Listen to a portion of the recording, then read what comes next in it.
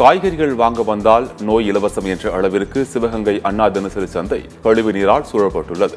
சிவகங்கை மாவட்டம் காரைக்குடியில் 5 விளக்கு அருகே அண்ணா தினசரி சந்தை உள்ளது.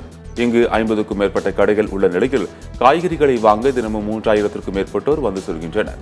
இந்த தினசரி சந்தை சுகாதாரமற்ற முறையில் இருப்பதால் மக்கள் அவதியடைந்துள்ளனர். மழை நீருடன் கழிவுநீர் கலந்து சந்தைக்குள் புகுவதால் வியாபாரிகளும் பொதுமக்களும் சிரமம் அடைந்துள்ளனர். காய்கறிகள் வாங்க வந்தால் நோய் இலவசம் என்ற அளவிற்கு தினசரி சந்தை கழிவு நீரால் சூழப்பட்டுள்ளதாக வேதனை தெரிவிக்கின்றனர்.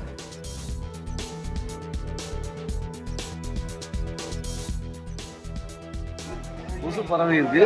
மக்களுக்கு வைரஸ் ஃபீவர் வந்துடும். காய்கறி வாங்குற பொது இடம், இந்த பொது இடத்துல இப்படி தண்ணி உள்ள பல முறை சொல்லி நாங்கள் இன்னும் நடவடிக்கை எடுக்கலாம்.